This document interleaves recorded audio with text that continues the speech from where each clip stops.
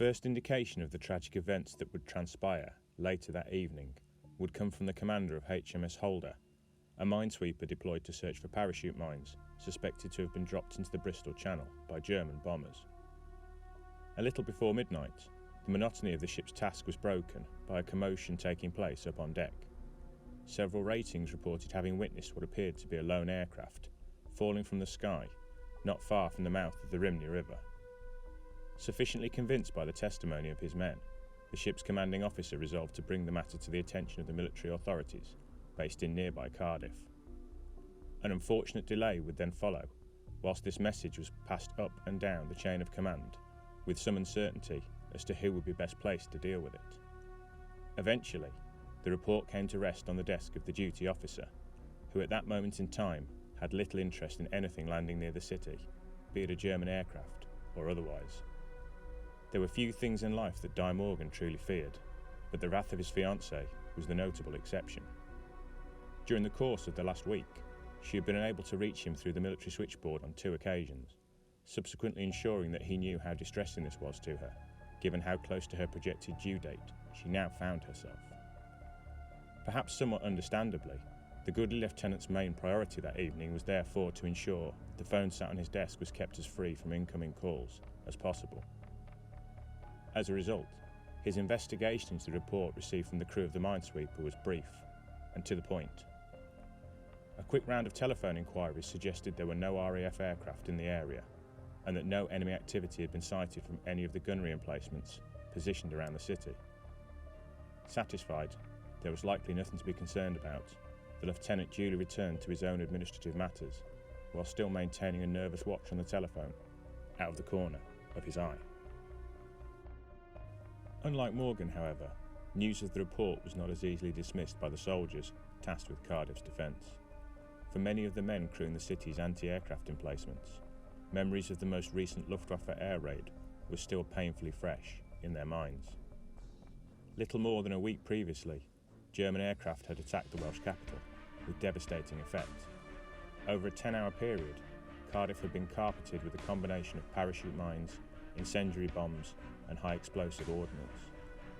The following morning had revealed that 165 of the city's inhabitants had lost their lives, with 3 times as many seriously injured. Countless businesses and houses had also been levelled, with local labourers working hard to clear the debris.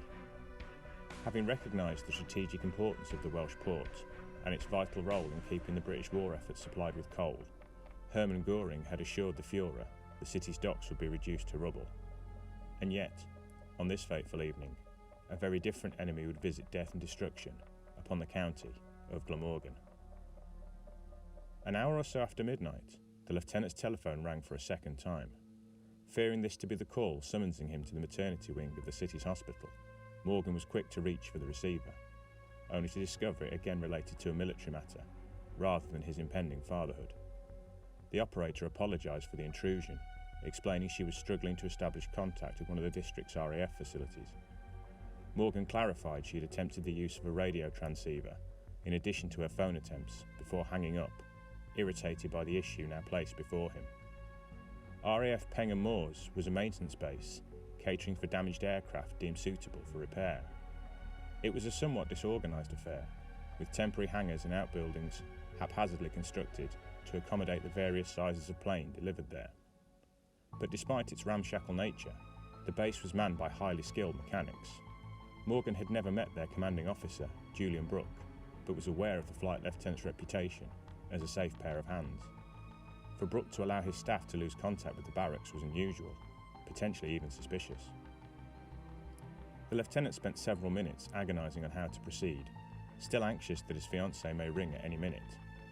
There was likely a simple explanation for the loss of contact, but given the previous week's bombing raid, ignoring the issue would be viewed poorly by his superiors. Mind made up, Morgan placed a call into the guardroom of the 2nd Welsh Brigade, a field artillery unit that formed part of the city's anti-aircraft network. He related the issue to the duty NCO there and requested that a couple of gunners be dispatched to make inquiries.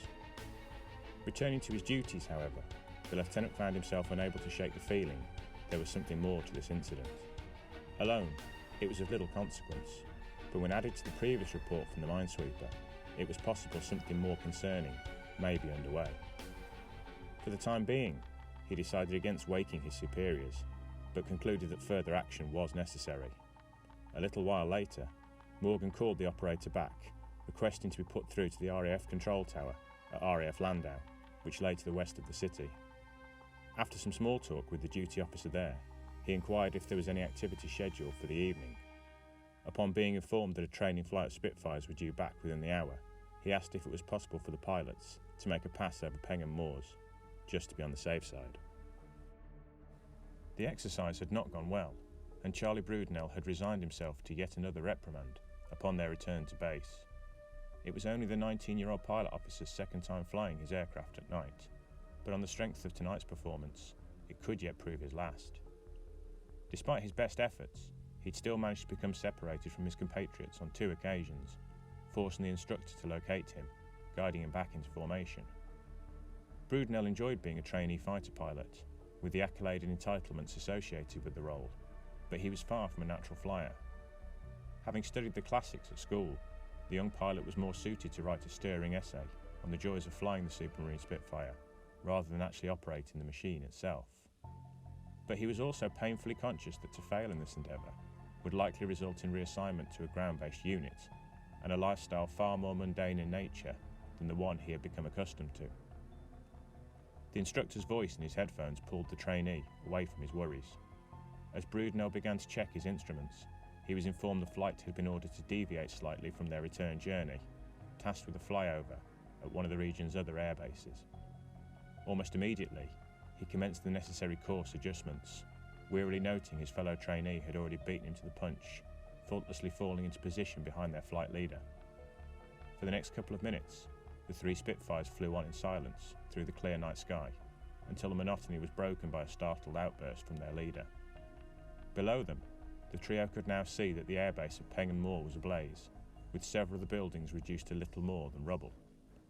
The pilots only had a few seconds to take in the scene before they had already overflown the devastation. As they did so, a stern voice in their headphones told the 2 trainees they would be banking and coming round for another pass. But as the 3 fighters emerged from this manoeuvre, something came hurtling up into the skies from amidst the shattered and burning buildings below them. Brudenell had a brief glimpse of what appeared to be a beautiful orb of shining light, before a solid beam of bright energy was sent lancing out towards them, his co-pilot's aircraft blowing apart in a tremendous explosion. Instinctively, the young pilot jammed his control column hard to the right, banking sharply to avoid the blast. For a few seconds he fought hard to right the aircraft, before finally managing to bring it back under control. As Brudenell once again turned the plane's nose back towards the burning airbase, he suddenly caught sight of his flight leader's Spitfire, engaging the craft that had attacked them. He watched on, in amazement, as the spherical object effortlessly bobbed and weaved from side to side at high speed, easily avoiding a lethal volley from the aircraft's 20mm cannons. Moments later, the craft emitted another dazzling bolt of light that travelled towards the oncoming aircraft at incredible speed. The energy beam struck the instructor's Spitfire directly head-on, which promptly disintegrated in a fiery inferno. The mysterious object continued on for a short distance towards this destruction, then turned sharply, heading right towards Brudenell.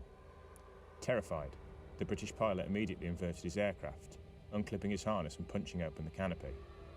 In a heartbeat, he was consumed by a wave of burning heat as the aircraft violently exploded around him. The force of this detonation temporarily disorientated him, but the sudden realization the ground below was rushing up was sufficient to prompt him to open the parachute. As Brudenell descended down to a patch of ground, not far from the base perimeter, he could see the skeletal remains of an army lorry, ablaze on the road leading up to the airfield. Behind him, the object was now descending back down into the middle of the ruined airbase, apparently ignoring him. The downed pilot struggled indecisively for a few seconds, before finally resolving to make his way the short distance to the nearest building. With luck, there may still be airmen alive at the station, or perhaps even a working radio set. Whatever it was that he was facing, if Charlie Brudenell knew anything, it was that he had little chance of survival on his own. Back at the Maindy barracks, reports were filtering through of explosions sighted at Pengham Moors. Morgan had by now confirmed that neither the soldiers dispatched to the base, All the pilots tasked with the flyover were responding to radio transmissions. It was clear some kind of enemy attack must be underway. The men entrusted with Cardiff's defence against an attacking enemy force were the 67th Regiment, a detachment of the Swansea Rifles based in neighbouring Port Talbot. In no time at all, a flying column of riflemen had found themselves dragged from their bunks before being bundled into lorries and sent speeding through the night in order to throw up a perimeter around the RAF base. Roadblocks were quickly set up across all of the roads approaching the location, and a number of covert observation points were established in the high ground looking down onto the burning facility. In the radio room back at the barracks, Morgan was frantically scribbling down notes based on the reports filtering back from the soldiers observing the base, in order to update his superiors when they eventually arrived. It soon became clear, though, the spotters were finding it difficult to explain the situation. They had reported there was a thick haze of acrid smoke hanging over the facility, apparently due to the fuel dumps having ignited. Every so often, the watchers would catch sight of a pair of bright lights slowly moving around inside the smoke. By their arrangement and manner of travel, it seemed clear these lights were neither torches carried by men or vehicle headlights, with the thick smoke screen making it impossible to identify their exact source. Beyond this, there was almost no movement, save for the occasional detonation, as the fires that were spreading across the facility reached the fuel tank of a surviving aircraft, igniting it in a vivid, bright red explosion. An hour after the perimeter had been established, a detachment of 25-pound artillery pieces arrived to reinforce the riflemen. These guns were quickly unloaded by their crews and then lined up within range of the airbase. But barely had the gunners sighted their weapons than their enemy was already emerging to face them. From what Charlie Brudenell had seen so far, it appeared that most of Pengham Moors had been destroyed. Where hangars and outbuildings had once stood, now only piles of shattered concrete and twisted metal remained. Often, he hadn't realised he was walking upon the remains of these structures until the black haze that smothered the base had parted slightly. His heart pounding, the young pilot threaded his way tentatively through the destruction, nervously glancing from side to side for any sign of life. Up ahead, he could see a faint glow, which then began to steadily increase in intensity. Brudenell felt a sickening feeling rising inside him as he realised what was the cause of the light, and quickly dropped down to the ground behind the shattered remains of a hangar wall. Minutes later, the object hove into view, cruising silently through the air, roughly 20 feet off the ground. Looking out from behind his hiding place, Brudenell gasped as he now caught sight of a person walking confidently along the ground beneath the craft. This figure seemed to be projecting exactly the same intense light as the vessel that hovered above it, which was mirroring his movements as he leisurely paced along the ground beneath it. Brudenell watched on from his hiding place before there was sudden movement, off to one side. An RAF mechanic, wearing a grease-covered pair of coveralls, broke from cover behind a pile of toppled fuel containers, running as fast as his legs would take him for the perimeter fence. In a heartbeat, the glowing figure's head turned to follow him, and the craft above it immediately leapt forward in pursuit of the runner. There was a short, sharp burst of energy, and the fleeing mechanic disintegrated mid-pace, without even the chance to utter a final cry. Its object seemingly achieved, the vessel slowly cruised back to its controller, silently taking up its station above it. The figure now turned, walking directly towards where the young pilot was hiding. Convinced that if he ran, he would likely share the fate of the dead mechanic, Brudenell desperately pressed himself lower down behind the wall, praying the black haze that swirled around him would mask him from the intruder. The approaching figure drew closer and closer, and to his horror, the concealed pilot now realised that the light that it and the machine emitted was sufficient in strength to part the smoke they were moving through. As soon as they neared him, he would likely be revealed. Paralysed with fear, Brudenell watched on as the air around him began to lighten, the haze slowly burning away. As the slow and deliberate footsteps neared him, he realised that death accompanied them. But then the sound stopped, and he realised the craft was now apparently moving rapidly away from where he lay. Moments later, the skies to the east of the base lit up in vivid orange and red, and there was the deafening sound of artillery fire. Instantaneously, the fighter pilot leapt up from his hiding place, running as fast as he could in the opposite direction. With the sounds of battle behind him abruptly beginning to fade away, he glimpsed the outline of a hangar up ahead, apparently still intact. sprinting past the smouldering metal skeletons of incinerated aircraft and the burned remains of the station personnel that lay around him. Brudenell desperately made for the building.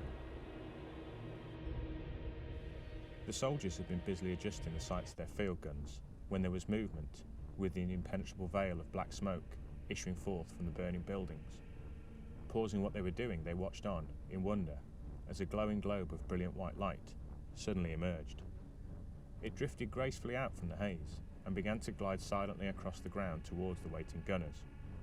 Whilst their commanding officer had no idea what this strange object was, the burning remains of the airbase behind it paid testament to its deadly intentions.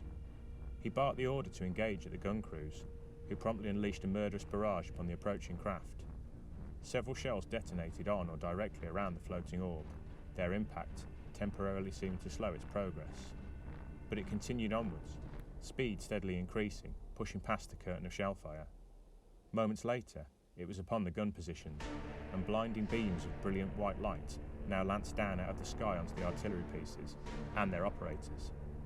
Men and metal dissolved under the intense heat that accompanied these beautiful but deadly columns of energy.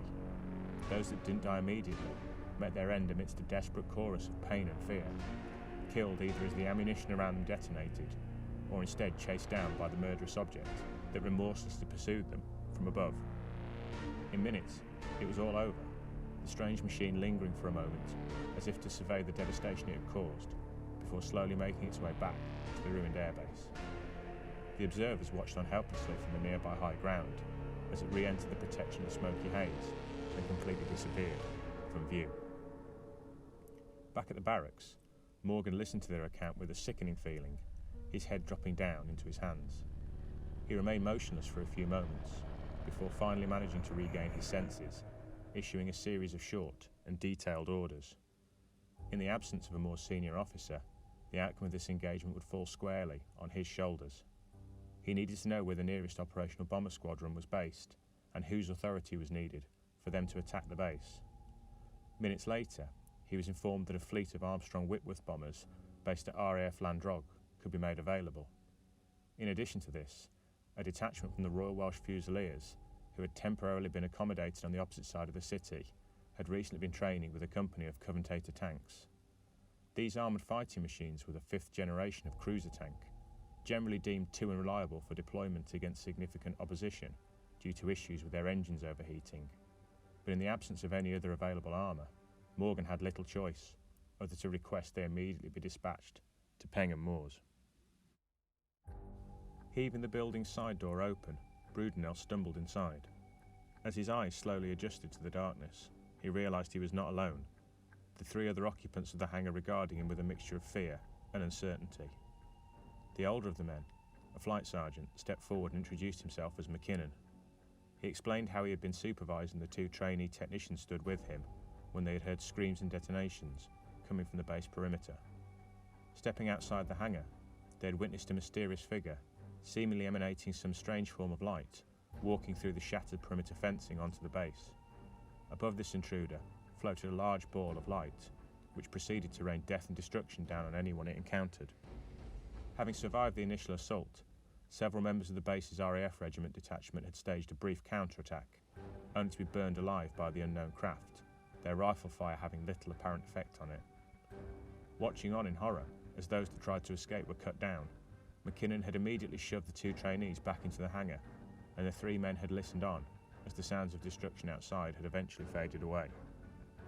As the NCO finished speaking, Brudenell realised that all three men were now staring at him expectantly. There was an awkward pause before McKinnon asked if the officer had a plan in mind. The young pilot could do little other than shake his head helplessly, burning with shame as their faces fell before him. Determined that neither he or those in his charge would meet their end that night, it was McKinnon who took control. Disappearing off into the hangar's dark interior, he returned a short time later with a crate full of empty milk bottles. He set them down next to a nearby barrel of aviation fuel before ordering the two trainees to start filling the bottles and motioning for Brudenell to join him. Speaking in hushed tones, he explained how it seemed clear the intruder was controlling the craft that hovered above it, and he believed their best hope for survival would be to target the machine's operator rather than itself.